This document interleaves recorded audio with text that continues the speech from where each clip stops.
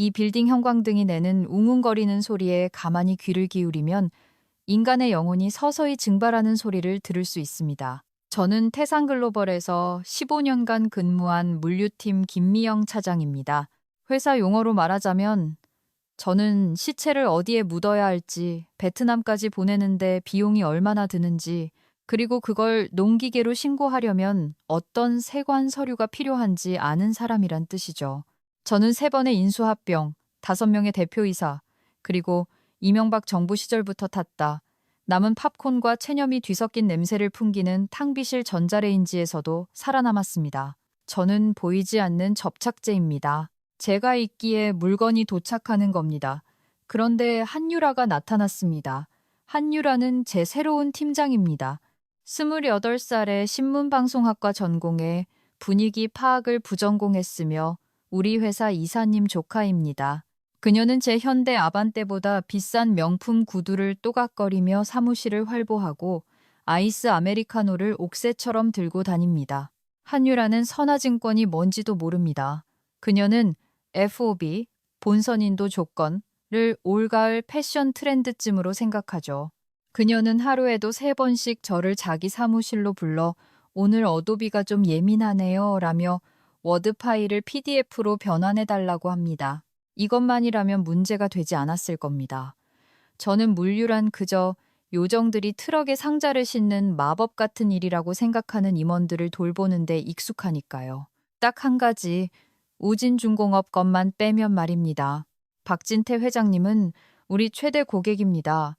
그는 중부권 절반의 핵심 중장비 부품을 공급하는 제조업 제국을 운영하는 분입니다.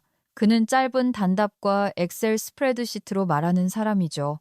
그는 우리 회사 문화 따위는 신경 쓰지 않습니다. 우리의 시너지에도 관심 없고요.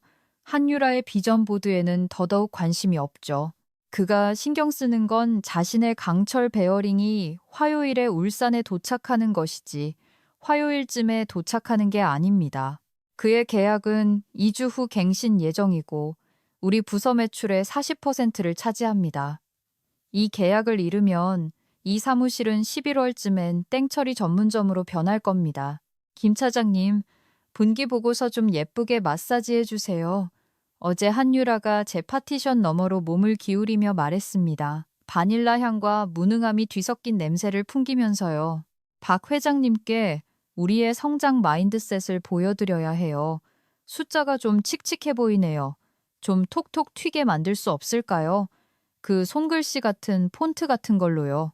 저는 패건전지와 후회의 맛이 나는 미지근한 믹스커피를 천천히 한 모금 마셨습니다.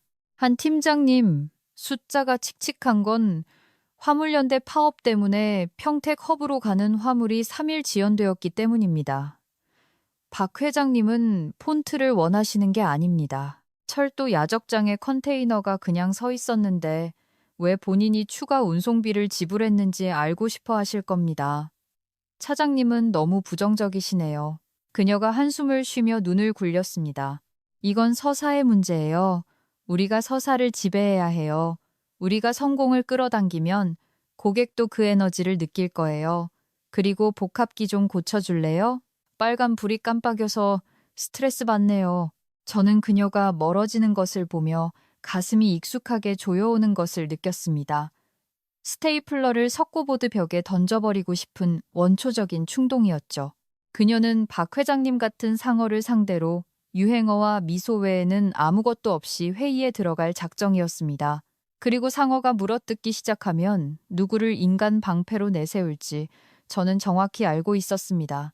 참, 이 열차 사고가 어떻게 탈선했는지 이야기하기 전에 만약 당신이 자신들이 과소평가한 사람들에게 처절하게 박살나는 기업 멍청이들 이야기에 흥미가 있다면 저를 위해 구독 버튼 한번 눌러주세요. 좋아요도 좋고요. 제 믹스커피를 타는 원동력이 되고 이 광기를 기록하는 데 도움이 되니까요. 정말 감사합니다. 자, 이제 임박한 재앙으로 돌아가 보죠. 회의를 앞둔 며칠간 사무실 분위기는 유독했습니다. 에어컨은 고장나서 북극 한파 모드에 고정되어 있었고 우리는 모두 폴리에스터 혼방 옷을 입고 떨고 있었습니다. 한유라는 영감을 주는 인용구를 인쇄해서 회의실 벽에 붙이는데 시간을 보냈습니다. 팀워크가 꿈을 이룬다라고 쓰인 것도 있었고, 문 근처에 삐뚤게 붙여진 다른 종이에는 리더십은 자리가 아니라 행동이다라고 적혀 있었죠. 그 아이러니는 커터칼로 잘라낼 수 있을 만큼 두꺼웠습니다. 저는 그녀에게 실제 데이터를 보여주려고 했습니다.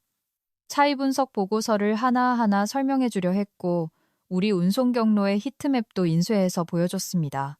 그녀는 그것들을 옆으로 밀쳐냈습니다. 김 차장님, 세부 사항으로 저를 익사시키지 마세요. 저는 큰 그림을 보는 사람이니까요. 차장님은 잡초를 맡으시고 저는 하늘을 맡을게요. 하늘만 쳐다볼 때의 문제점은 말이다. 한유라, 바로 앞에 있는 열린 맨홀 뚜껑을 보지 못한다는 것이다. 그리고 내게 문제인 점은 내가 국민연금과 주택담보대출이라는 밧줄로 그녀의 발목에 묶여 있다는 것이었죠. 저는 뼛속 깊이 알고 있었습니다. 숫자를 마사지하는 것은 단순히 폰트 문제가 아니라는 것을요. 무언가를 숨기려는 것이었습니다. 단지 그게 얼마나 심각한지는 아직 몰랐을 뿐입니다. 발표 이틀 전, 그 큰 그림은 중범죄처럼 보이기 시작했습니다. 한유라가 마침내 발표 자료 초안을 제게 이메일로 보냈습니다. 저는 엉망인 서식을 예상하며 파일을 열었습니다. 제가 발견한 것은 소설, 순도 100%의 판타지였습니다. 그녀의 차트에 따르면 우리의 정시 배송률은 98%였습니다. 현실에서는 화물연대 파업 문제로 84% 언저리를 맴돌고 있었죠. 하지만 그게 결정타는 아니었습니다. 결정타는 재고 실사 페이지였습니다. 기타 조정이라는 항목이 있었습니다. 보통 파손된 팔레트나 잃어버린 볼펜 한 상자 같은 것을 처리하는 포괄적인 카테고리였죠. 한유라는 그 항목에 500만 원을 기재해 두었습니다. 저는 미간을 찌푸리고 돋보기를 고쳐 쓴 뒤 한유라는 로그인 방법도 모르는 ERP 시스템에서 원 데이터를 불러왔습니다. 실제 누락된 재고 코드로 쿼리를 실행했습니다. 제 화면이 깜빡이고 처리되고 제 위장이 기능성 신발 속으로 툭 떨어지게 만드는 숫자를 뱉어냈습니다. 실제 숫자는 500만 원이 아니었습니다. 1억 8,000만 원이었습니다. 1억 8,000만 원 상당의 고급 산업용 밸브가 행방불명된 것이었습니다. 사라졌습니다. 증발했죠. 그리고 한유라는 그것을 그냥 지워버린 겁니다. 그녀는 빨간 잉크가 검은색으로 변할 때까지 엑셀셀을 주무른 것이었습니다. 이것은 성공을 끌어당기는 게 아니었습니다. 이건 사기였습니다. 저는 진짜 보고서를 인쇄했습니다. 종이가 손안에서 묵직하게 느껴졌습니다. 마치 장전된 총을 들고 있는 것 같았죠. 저는 그녀의 사무실로 향했습니다. 그녀는 전화통화를 하며 호캉스인지 뭔지 요즘 애들이 하는 주말 계획에 대해 웃고 있었습니다. 그녀는 창문에 비친 자신의 모습을 보면서 눈도 떼지 않은 채 저에게 의자를 가리키며 들어오라고 손짓했습니다. 그녀가 전화를 끊자 미소를 지었습니다. 슬라이드 보셨어요? 색상 팔레트가 정말 차분하지 않아요? 한 팀장님, 제 목소리는 차분했지만 차가웠습니다. 7번 슬라이드, 재고 조정에 대해 이야기해야겠습니다. 아, 그거요. 네, 그냥 좀 다듬었어요. 고객이 내부적인 결함까지 걱정할 필요는 없잖아요. 그 물건들은 결국 찾게 될 거예요. 아마 창고 어딘가에 잘못 놓여 있겠죠. 1억 8천만 원입니다, 한 팀장님. 고급 세단 한 대 값을 그냥 다듬을 수는 없어요. 박 회장님이 우리를 감사하면, 그리고 분명히 하실 텐데, 우리가 장부를 조작했다는 걸 알게 될 겁니다. 이건 결함이 아니에요. 분식회계입니다. 그녀의 미소는 사라지지 않았지만 눈빛은 죽어 있었습니다. 마치 물속에서 피 냄새를 맡은 상어를 보는 것 같았죠. 김 차장님, 상황 파악이 안 되시나 보네요. 제 일은 이 계약이 갱신되도록 하는 거예요. 만약 우리가 그런 손실을 보여주면 그들은 떠날 겁니다. 그들이 떠나면 이 부서의 모든 사람이 일자리를 잃어요. 차장님을 포함해서요. 고작 사무차고 하나 때문에 54세의 실업자가 되고 싶다는 말씀이세요? 그녀는 54세라는 나이를 마치 시한부 선고처럼 강조했습니다. 사무착오가 아닙니다. 저는 주장했습니다. 제품이 사라진 겁니다. 우리는 이걸 불일치로 보고하고 클레임을 제기해야 합니다. 만약 이걸 숨기면 이건 묵인에 의한 횡령입니다. 한유라가 일어섰습니다. 키가 크지는 않았지만 평생 안 돼라는 말을 들어본 적 없는 사람의 무시무시한 자신감을 가지고 있었습니다. 제가 이 부서의 팀장입니다. 제가 최종 수치를 승인했어요. 차장님은 실무자고요. 차장님의 일은 제가 지시하는 것을 처리하는 겁니다. 제가 최종 보고서 파일에 대한 차장님의 접근 권한을 막을 겁니다. 최종 다듬는 작업은 인턴 민준이에게 맡겼어요. 그 친구가 훨씬 유연하거든요. 그녀는 책상 너머로 몸을 기울였습니다. 발표 자료에 손대지 마세요, 김 차장님.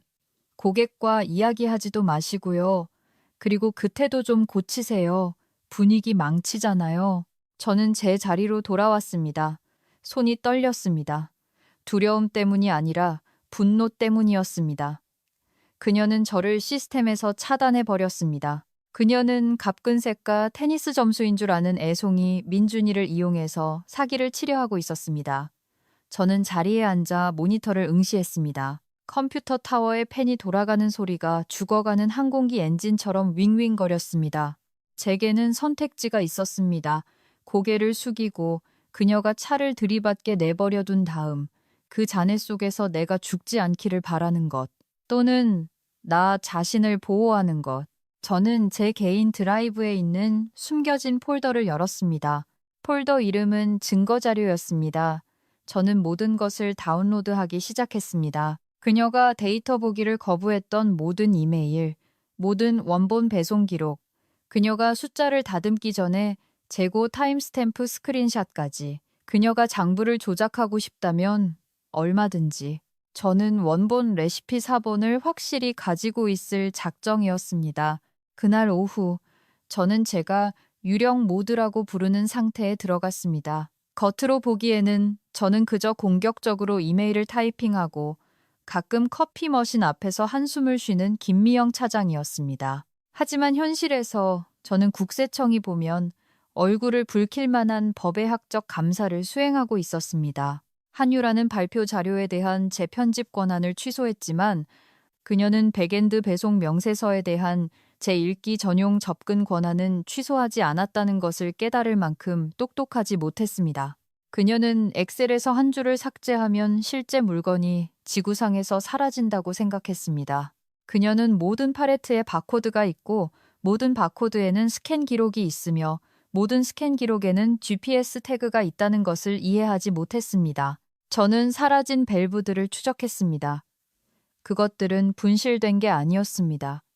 배송된 것이었습니다. 시스템에 따르면 그것들은 3주 전 우리 인천 제2창고를 떠났습니다. 목적지는 우진중공업 B공장으로 기재되어 있었습니다. 하지만 제가 운송업체 기록, 실제 트럭 운송 데이터를 확인했을 때 GPS 좌표는 B공장과 일치하지 않았습니다. 그것들은 경부고속도로 옆에 허름한 공단에 있는 한 셀프 스토리지 시설과 일치했습니다. 왜 우리가 1억 8천만 원 어치의 재고를 개인 창고로 보냈을까? 확인이 필요했습니다. 박 회장님께 직접 전화할 수는 없었습니다. 너무 위험했죠. 뒷거래 채널이 필요했습니다. 저는 수화기를 들고 최 실장님께 전화를 걸었습니다. 최 실장님은 박 회장님의 비서실장입니다. 그녀는 90년대부터 박 회장님을 지켜온 철과 헤어스프레이로 만들어진 여인입니다. 우리는 연말 물류 대란의 불길 속에서 단련된 유대감을 가지고 있습니다. 태산글로벌 김미영입니다. 저는 스티커 메모에 미친 듯이 타이핑하면서 업무용 목소리로 말했습니다. 김 차장. 최 실장님의 쉰 목소리가 들려왔습니다. 그녀는 자갈을 씹으면서 필터 없는 담배를 피우는 듯한 목소리였습니다. 회의건이라면 당신네 그 반짝이 아가씨한테 박 회장님 기분 안 좋으시다고 전해. 오늘 아침에 스테이플러 심 규격이 틀렸다고 납품업체 하나를 조졌으니까 실장님 들어보세요. 저는 목소리를 낮추고 파티션 너머를 힐끗 보았습니다. 한유라는 화분과 셀카를 찍느라 바빴습니다. 이건 비공식적인 겁니다. 우리끼리만 아는 이야기로요. 12일에 B공장에서 타입사 밸브 한 선적분 받으셨나요? 발주번호 7789번입니다. 전화기 너머로 침묵이 흘렀습니다. 키보드 두드리는 소리가 들렸습니다. 아니, 김 차장. 우린 그 밸브들 때문에 아우성인데. 당신네 추적 시스템에는 지연이라고 뜨던데.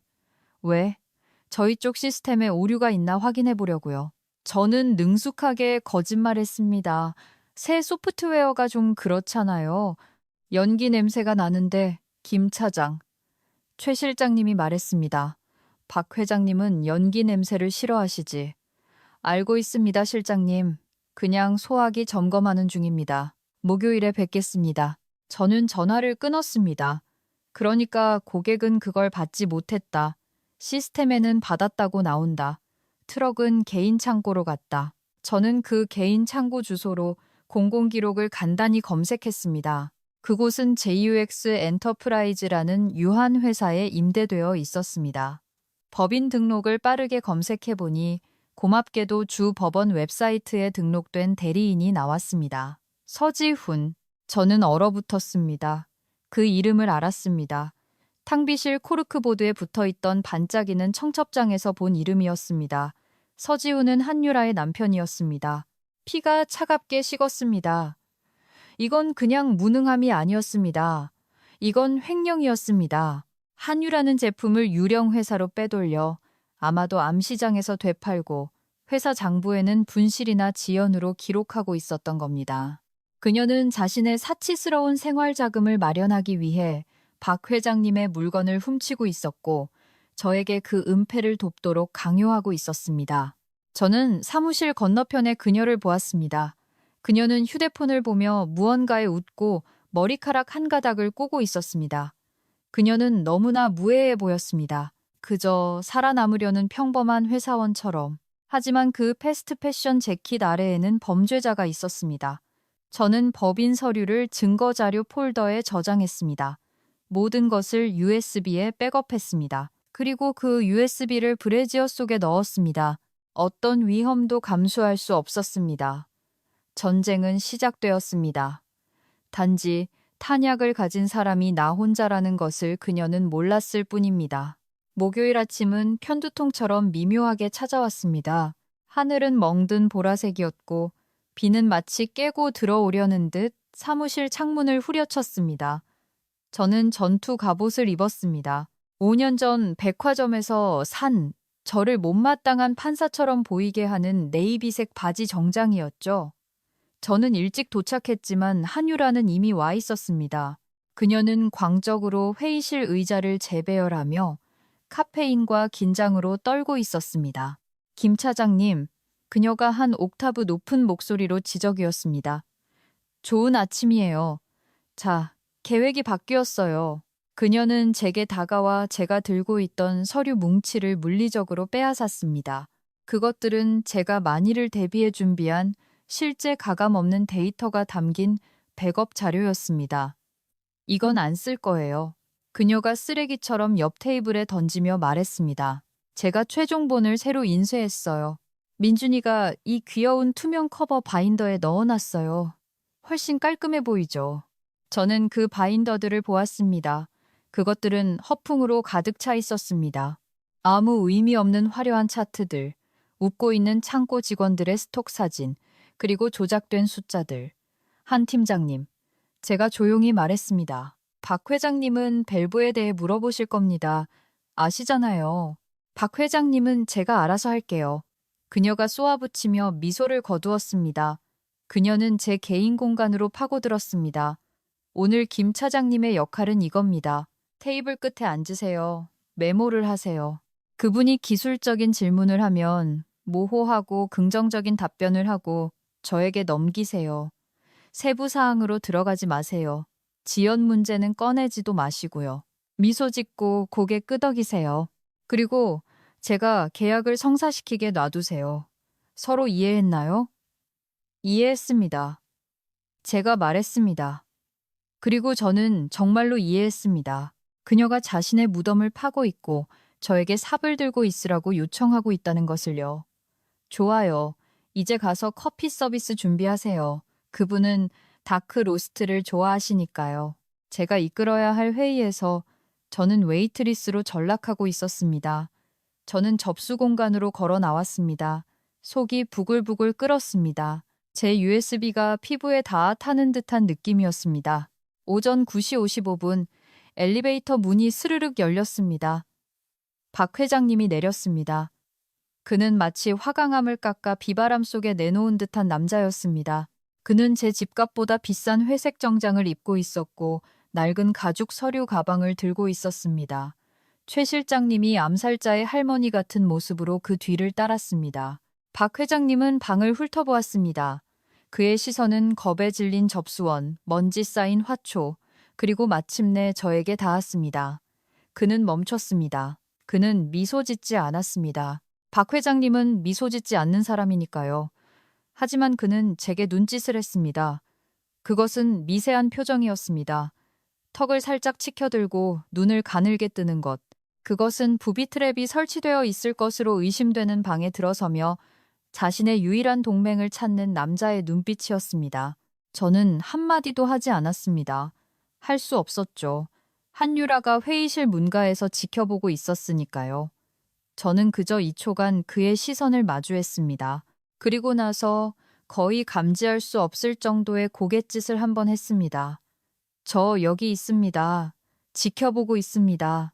준비하세요. 박 회장님의 서류 가방을 쥔 손에 힘이 살짝 들어갔습니다. 그는 이해했습니다. 회장님! 한유라가 팬 소리를 내며 손을 내밀고 달려나왔습니다. 환영합니다. 다음 회계연도에 대한 저희의 비전을 보여드릴 수 있게 되어 정말 기쁩니다. 그는 그녀의 손을 마치 죽은 생선처럼 쳐다본 후 짧게 악수했습니다. 본론으로 들어갑시다. 그가 투덜거렸습니다. 나 톨레도에서 점심 약속 있소. 우리는 회의실로 들어갔습니다. 한유라는 상석에 앉았습니다. 박 회장님은 맞은편에 앉았습니다. 저는 지정된 벙어리처럼 맨 끝자리에 앉았습니다. 한유라는 바인더를 펼쳤습니다. 저희 태산에서는 그녀가 눈부신 미소를 지으며 시작했습니다. 단순히 상자를 옮기는 것이 아니라 꿈을 옮깁니다. 박 회장님은 타이어에서 바람 빠지는 듯한 한숨을 내쉬었습니다.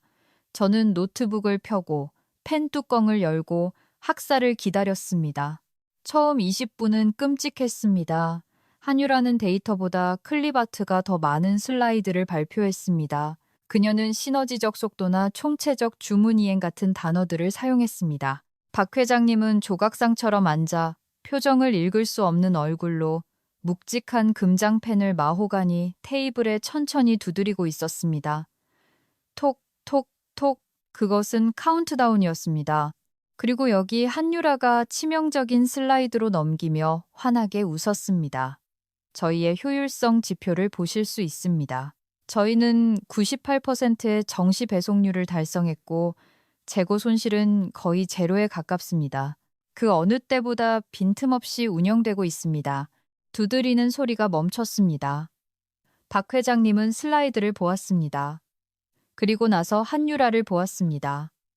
손실이 제로라고? 그가 물었습니다. 그의 목소리는 낮았습니다. 폭풍 전의 천둥 소리 같았죠. 네, 거의 제로죠. 한유라가 지저귀었습니다. 그냥 일반적인 조정이에요. 정말 사소한 것들이죠. 박 회장님은 천천히 자신의 서류 폴더를 열었습니다. 그는 종이 한 장을 꺼냈습니다. 그거 흥미롭군. 내 울산 공장장이 타입사 밸브 한 선적분이 없어졌다고 하던데. 1억 8천만 원짜리 선적분 말이오. 자네들 시스템에는 배송 완료로 나오는데 우리는 수령 사인을 한 적이 없다고 하더군. 한유라는 움찔하지 않았습니다. 이 거짓말을 연습했던 겁니다. 아, 그거요. 네, 저희가 알아봤습니다. 운송업체 스캔 오류였습니다. 기사님들이 종종 스캔을 일찍 하거든요. 사실 지금 배송 중입니다. 내일 아침까지는 확실히 도착할 겁니다. 그녀는 너무나 쉽게 거짓말을 했습니다. 숨 막힐 정도였죠. 그녀는 암시장에서 대체품을 급히 사오거나 트럭 사고 탓으로 돌릴 때까지 그를 지연시킬 수 있다고 도박을 하고 있었습니다. 박 회장님은 천천히 고개를 돌렸습니다. 그는 한유라를 보지 않았습니다. 그는 긴 테이블 저편, 바로 저를 보았습니다. 김 차장, 그가 말했습니다. 그게 사실이요? 밸브들이 지금 배송 중인가? 방이 조용해졌습니다. 에어컨 소리만 웅웅거렸습니다. 한유라는 제게 순수한 도끼가 담긴 경고의 눈빛을 보냈습니다. 대본대로 해. 고개를 끄덕여 미소 지어. 저는 일어섰습니다. 무릎에서 뚝 소리가 났습니다. 이상한 평온함이 저를 감싸는 것을 느꼈습니다. 저는 이제 물동이를 나르는 일도 시체를 숨기는 일도 그만할 때가 되었습니다. 아닙니다, 회장님. 제가 똑똑히 말했습니다. 배송 중이 아닙니다. 한유라의 고개가 휙 돌아갔습니다. 김 차장. 저는 그녀를 무시했습니다. 저는 제 노트를 펼쳤습니다. 밸브들은 3주 전에 배송 완료로 스캔되었습니다. 하지만 GPS 좌표는 회장님 공장과 일치하지 않습니다. 경기도의 한 개인 창고와 일치합니다. 김 차장, 한유라가 벌떡 일어서며 얼굴이 얼룩덜룩 붉어졌습니다. 그건 오래된 데이터예요. 고객을 혼란스럽게 하고 있잖아요.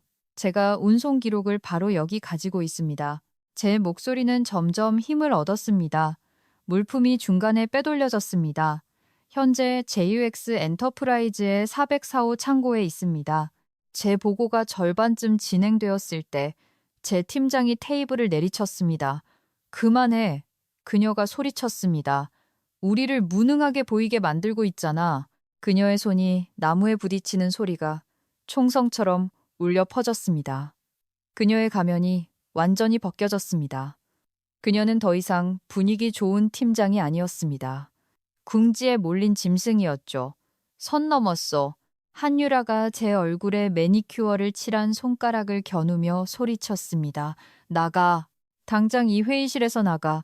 이건 내가 처리할 테니까. 방은 죽은 듯이 조용해졌습니다. 한유라는 약간 헐떡이고 있었습니다. 그녀는 박 회장님을 보며 겁에 질린 미소를 억지로 지었습니다. 정말 죄송합니다, 회장님. 김 차장이 개인적인 문제가 좀 있어서요. 지금 혼란스러워하는 것 같습니다. 제가 이어서 하겠습니다. 저는 침착하게 노트를 닫았습니다. 한유라를 보지 않았습니다. 박 회장님을 보았습니다. 그는 움직이지 않았습니다. 그는 마치 박테리아 샘플을 관찰하는 과학자의 차가운 호기심으로 한유라를 보고 있었습니다. 저는 펜을 집었습니다. 그럼 두 분이서 계속하시죠. 제가 말했습니다. 저는 몸을 돌려 문으로 향했습니다. 카펫 위를 걷는 제 구두 소리가 방 안의 유일한 소음이었습니다. 제가 손잡이에 닿았을 때 주머니 속에 휴대폰이 진동했습니다. 저는 복도로 나와 그것을 꺼냈습니다. 박 회장님 고객으로부터 온 문자 메시지였습니다. 일단 나오시오. 저 아가씨는 이제 배울 차례요. 5분 후에 이메일 확인하시오. 저는 유리병 너머를 다시 보았습니다. 한유라는 빠르게 말하며 손을 흔들며 난파선을 수습하려 애쓰고 있었습니다. 박 회장님은 그저 그녀를 쳐다보고 있었습니다. 작고 잔인한 미소가 마침내 그의 입가에 번졌습니다. 제가 그녀와 함께 갇힌 게 아니었습니다. 그녀가 그와 함께 갇힌 것이었습니다. 제가 제 책상으로 돌아가 지갑을 챙기기도 전에 경비 아저씨인 박씨 아저씨가 저를 가로막았습니다. 박씨 아저씨는 보통 제게 도넛을 몰래 더 챙겨주는 좋은 분이었지만 오늘은 제 눈을 마주치지 못했습니다. 미안해요, 김 차장님. 그가 중얼거렸습니다. 한 팀장이 1층에 전화했어요. 즉시 건물 밖으로 내보내라고 하네요. 뭐 심각한 근무 태만이라나 뭐라나. 괜찮아요, 아저씨. 제가 그의 팔을 토닥이며 말했습니다. 제 코트만 좀 가져다 주세요. 책상으로 돌아갈 수 없다고 했어요. 짐은 박스에 담아서 택배로 보내준다고요. 지금 당장 가야 한대요. 저는 웃었습니다. 건조하고 거친 웃음소리였습니다. 그녀는 제가 다시 로그인해서 더 많은 증거를 다운로드할까봐 겁에 질린 것이었습니다. 그녀는 그 USB가 제 왼쪽 폐 옆에 안전하게 자리 잡고 있다는 것을 몰랐습니다. 저는 빗속으로 걸어 나왔습니다. 2014년식 현대 아반떼에 앉았습니다. 오래된 출퇴근길 커피 냄새가 나는 직물 시트였습니다. 아드레날린이 사라지고 주택담보대출 상환이라는 차갑고 냉정한 현실이 그 자리를 대신했습니다. 저는 54세였습니다. 저는 방금 제 경력을 날려버렸습니다. 내부 고발자 물류 코디네이터를 누가 고용하겠습니까? 휴대폰이 울렸습니다. 인사팀 자동 시스템에서 온 이메일 알림이었습니다. 제목 해고 통지 즉시 효력 발생. 그거였습니다. 끝났습니다. 저는 화면을 응시하며 빗방울이 유리창을 따라 길을 그리는 것을 보았습니다. 허탈했습니다. 그때 전화가 울렸습니다. 지역 번호가 아니었습니다. 울산 지역 번호였습니다. 여보시오, 김 차장. 그 거친 목소리가 말했습니다. 박 회장이요. 저는 운전석에서 자세를 바로 했습니다. 회장님, 저 아까 회의실에서의 소란에 대해 사과드리고 싶습니다. 제가 그러려고 했던 건 입 다물어요, 김 차장. 그가 말을 잘랐지만 악의는 없었습니다. 당신이 소란을 일으킨 게 아니오. 절도를 막은 거지. 나는 몇 달 전부터 당신 내 배송 계정에 뭔가 문제가 있다고 의심했소. 계산이 맞지 않았지만 외부에서는 증명할 방법이 없었지. 내부에서 그 개인 창고 이론을 확인해 줄 사람이 필요했소. 알고 계셨군요. 제가 놀라서 물었습니다. 의심했지. 당신이 복도에서 내게 고갯짓을 했을 때 당신이 망치를 내려칠 준비가 되었다는 걸 알았소. 그리고 당신이 그 좌표를 읽었을 때 그건 시와 같았지. 그의 쪽에서 차문 닫히는 소리가 들렸습니다. 들으시오. 나는 방금 태산과 계약을 해지했소. 사기 및 신뢰 위반을 사유로 계약을 종료했지. 내일 아침이면 그 회사 주가는 폭락할 거요. 아, 그렇군요. 제가 더듬거렸습니다. 그럼 우리 둘 다 일자리를 잃은 셈이네요. 천만에. 박 회장님이 퉁명스럽게 말했습니다. 나는 정리해야 할 난장판이 있어. 그 여자가 얼마나 훔쳤는지 알아내려면 지난 2년간의 태산 청구 내역을 감사해야 하오. 그들 내부 사람들은 믿을 수가 없지. 외부 컨설턴트가 필요하오. 그들의 시스템을 그들보다 더 잘 아는 사람, 그리고 그들을 증오하는 사람. 심장이 쿵쾅거렸습니다. 당신에게 계약을 제안하는 거요, 김 차장. 독립감사관으로. 나에게 직접 보고하시오. 보수는 그들이 주던 것의 3배요. 그리고 당신의 첫 번째 임무는 그 빌딩으로 돌아가서 그 여자가 내게서 훔친 돈을 단 한 푼도 남김없이 찾아내는 것이요. 저는 비에 젖은 앞 유리창 너머로 태산 빌딩을 보았습니다. 3층 회의실에 불빛이 보였습니다. 한유라는 아마 지금쯤 저 안에서 또 다른 거짓말을 꾸며내고 있을 겁니다.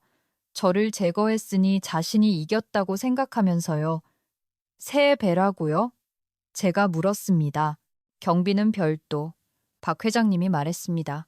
월요일에 당신이 거기 돌아가 있길 바라오. 하지만 이번에는 그들을 위해 일하는 게 아니오.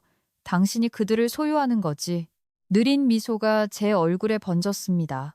출입증이 필요하겠네요. 제가 말했습니다. 갖게 될 거요. 박 회장님이 대답했습니다. 팀에 온 걸 환영하오, 김 차장. 즐거운 사냥이 되길. 월요일 아침, 해는 빛나고 새들은 노래하고 저는 새 정장을 입고 태산 로비로 걸어 들어갔습니다. 크림색에 날렵하고 비싼 정장이었죠. 경비원 박씨 아저씨가 혼란스러운 표정으로 일어섰습니다. 김 차장님, 저기 해고되신 거 아니엇. 안녕하세요, 아저씨. 저는 웃으며 시내 빵집에서 사온 비싼 도넛 한 상자를 건넸습니다. 직원으로 온 게 아니에요. 방문객입니다. 저는 새 방문객 배지를 스캐너에 댔습니다. 삐소리가 아니라 띵 하는 맑은 소리가 났습니다. 우진중공업 외부감사관. 저는 엘리베이터를 타고 3층으로 올라갔습니다. 문이 열리자 사무실은 혼돈 상태였습니다. 사람들이 박스를 들고 이리저리 뛰어다니고 있었습니다. 계약 취소 소문이 퍼진 것이었습니다. 공황 상태가 공기 중에 떠다녔습니다. 저는 제 옛자리를 똑바로 지나쳤습니다. 비어 있었습니다. 제 가족 사진들은 사라졌습니다. 신경 쓰지 않았습니다. 저는 곧장 한유라 사무실 옆에 유리벽 회의실로 걸어갔습니다. 저는 테이블에 서류 가방을 내려놓고 노트북을 꺼내고 그녀의 책상이 잘 보이도록 블라인드를 열었습니다. 한유라가 고개를 들었습니다. 그녀는 얼어붙었습니다. 그녀의 얼굴은 순두부색으로 변했습니다. 그녀는 사무실에서 뛰쳐나와 공격적으로 구두를 또각거리며 걸어왔습니다. 여기서 뭐 하는 거예요? 그녀가 회의실 문 앞에서 멈춰 서서 쉿 소리를 냈습니다. 내가 당신 해고했어요. 경비, 이 여자가 왜 여기 있는 거야? 앉으시죠, 한 팀장님. 제가 화면에서 눈을 떼지 않고 말했습니다. 뭐라고요? 당신 지금 무단 침입이야. 경찰에 신고할 거예요. 사실은 그녀 뒤에서 깊은 목소리가 울려 퍼졌습니다. 태산의 대표이사였습니다. 보통 해고를 하거나 예산 삭감을 발표할 때만 나타나는 남자였죠. 그는 피곤해 보였습니다. 그녀는 여기 있을 모든 권리가 있소. 한 팀장. 한유라가 꼼 돌아섰습니다. 네. 그녀는 근무 태만에 고객에게 거짓말을 했어요. 박 회장님께서 김미영 씨를 사기조사의 수석 감사관으로 고용하셨소. 대표이사가 혐오와 피로가 섞인 표정으로 한유라를 보며 말했습니다. 소송을 피하기 위한 우리 합의 조건의 일부로 우리는 그녀에게 우리 기록에 대한 모든 접근 권한을 부여했소.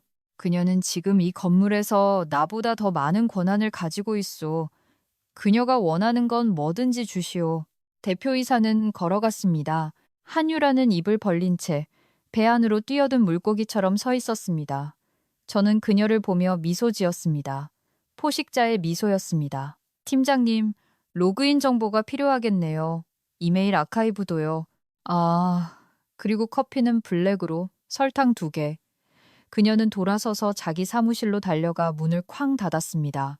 10분 후 저는 IT팀의 이 대리와 박 주임을 회의실로 불렀습니다. 그들은 회사의 지하실 거주자들이었고 한유라 같은 사람들에게 가구 취급을 받는 친구들이었습니다. 그들은 제가 항상 IT 요청을 정확하게 제출했기 때문에 저를 좋아했습니다. 차장님, 아니, 감사님. 이 대리가 제 배지를 보며 말했습니다. 뭐가 필요하십니까? 그녀가 파일들을 지우고 있어요. 이 대리. 제가 미친 듯이 타이핑하고 있는 한유라의 사무실을 가리키며 말했습니다. 그녀의 하드 드라이브를 내 서버에 실시간으로 미러링 해주세요. 그리고 지난 목요일 백업본을 복원해줘요. 이 대리가 씩 웃었습니다. 팀장이 차장님 해고하자마자 저희가 그 여자 드라이브 백업해뒀습니다. 차장님이 돌아오시거나 아니면 검찰이 들이닥칠 줄 알았거든요. 착한 친구들이네. 제가 말했습니다. 파헤쳐 봅시다. 다음 6시간 동안 저는 그 어항 같은 회의실에 앉아 그녀의 삶을 해부했습니다. 저는 유리 너머로 그녀가 땀 흘리는 것을 지켜보았습니다. 그녀가 고개를 들 때마다 저는 거기서 지켜보고 계산하고 있었습니다. 저는 그녀가 남편에게 보낸 이메일을 찾았습니다. 가짜 세금 계산서를 찾았습니다. 그녀 자신의 유령 회사에 지불된 컨설팅 비용을 찾았습니다. 밸브뿐만이 아니었습니다. 토너 카트리지도 있었고 구리선 팔레트도 있었습니다. 그녀와 친구들이 마가리타를 마시러 간 것을 팀빌딩 점심 식사로 처리한 수백만 원도 있었습니다. 그녀는 그냥 나쁜 관리자가 아니었습니다. 그녀는 기생충이었고 저는 해충박멸 전문가였습니다. 수요일쯤 되자 올가미는 팽팽해졌습니다. 저는 40페이지 분량의 서류처를 완성했습니다. 제 개인 드라이브에 보관했던 비밀 기록은 이제 범죄 수사의 증거 자료 A가 되었습니다. 한유라는 끝났다는 것을 알았습니다. 그녀가 걷는 방식에서 알 수 있었습니다. 어깨는 움츠러들고 눈은 주위를 휙휙 둘러보았습니다. 그녀는 더 이상 또각거리는 구두를 신지 않았습니다. 마치 도망갈 준비가 필요한 사람처럼 단화를 신고 있었습니다. 오후 2시쯤 저는 화장실에 갔습니다. 손을 씻고 있을 때 문이 열리고 한유라가 슬그머니 들어왔습니다. 그녀는 뒤에서 문을 잠갔습니다. 김 차장님, 그녀가 말했습니다. 목소리가 떨리고 있었습니다. 모든 걸크러쉬 에너지는 사라졌습니다. 그녀는 겁먹은 아이처럼 보였습니다. 한 팀장, 제가 페이퍼 타월로 손을 닦으며 말했습니다. 저기, 알아요. 상황이 안 좋다는 거 알아요. 그녀가 세면대에 기대며 시작했습니다. 하지만 이해해 주셔야 해요. 서지훈 씨, 제 남편이 빚을 좀 졌어요. 도박 같은 거요. 나쁜 사람들이요. 저희는 돈이 필요했어요. 갚으려고 했어요. 맹세해요. 그냥 몇 달만 유용하려고 했어요. 그녀는 손을 뻗어 제 팔을 잡으려 했습니다. 저는 한 걸음 뒤로 물러섰습니다. 제발요, 차장님. 같은 여자잖아요. 가족을 위해서라면 무슨 짓이든 한다는 거 이해하시잖아요. 이게 알려지면 저는 감옥에 가요. 서지훈 씨도 감옥에 가고요. 그냥 그 파일 없었던 일로 해주면 안 될까요? 제가 돈을 드릴 수 있어요. 본사의 일자리도 알아봐 드릴게요. 그냥 그 운송 기록만 삭제해 주세요. 저는 그녀를 보았습니다. 정말로 그녀를 보았습니다. 조종하려는 의도가 보였습니다. 그녀는 훔친 것을 미안해하는 게 아니었습니다. 잡힌 것을 미안해하고 있었습니다. 그녀는 여전히 저를 매수하려 하고 있었습니다. 여전히 저를 공범으로 만들려 하고 있었습니다. 저는 주머니에 손을 넣어 휴대폰을 꺼냈습니다. 음성 메모 앱이 실행 중이었습니다. 빨간 파형이 깜빡이고 있었습니다. 당신은 방금 횡령과 뇌물수수 미수를 자백했고 제가 휴대폰을 들어보이며 말했습니다.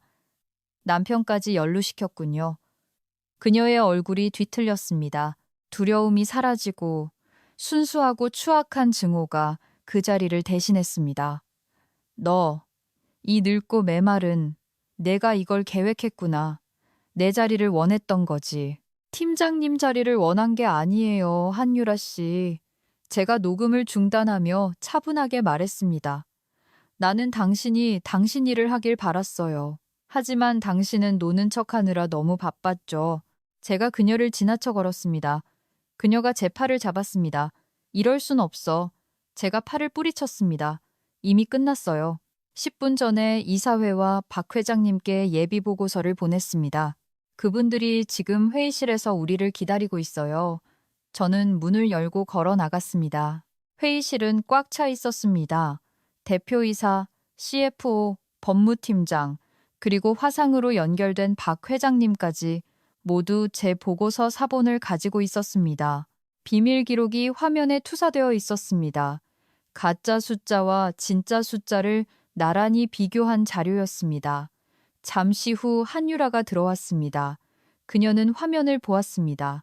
JUX 엔터프라이즈의 법인 등록증을 보았습니다. 남편의 서명을 보았습니다. 그녀는 소리 지르지 않았습니다. 싸우지도 않았습니다. 그저 풍선처럼 바람이 빠졌습니다. 그녀는 의자에 주저앉아 아주 작아 보였습니다. 한유라 팀장, 대표이사가 말했습니다. 그의 목소리는 판사의 망치 같았습니다.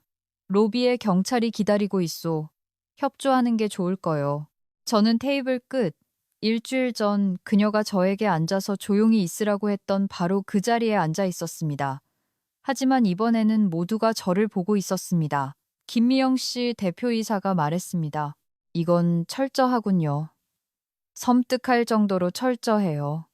저는 제 일을 진지하게 생각합니다, 대표님.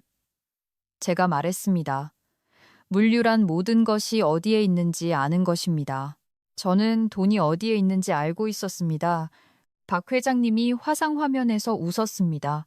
건조하고 쉰 듯한 웃음소리였습니다. 저 여자 킬러요. 내가 말했잖소. 굴욕의 퇴장은 기업의 상투적인 표현이지만 수갑을 찬 채 끌려나가는 한유라를 보는 것은 전혀 다른 경험이었습니다. 통쾌하지 않았습니다. 그저 슬펐습니다. 그녀는 울고 있었고 마스카라가 번진 채 모든 게 오해라고 소리치고 있었습니다. 그녀의 남편 서지우는 1시간 전에 그 개인 창고에서 체포되었습니다. 경찰이 그녀를 데리고 나갈 때 사무실은 조용했습니다. 아무도 촬영하지 않았습니다. 아무도 웃지 않았습니다. 우리는 그저 한 경력의 유령이 건물을 떠나는 것을 지켜보았습니다. 저는 노트북을 챙겼습니다. 제 일은 끝났습니다. 감사는 완료되었습니다.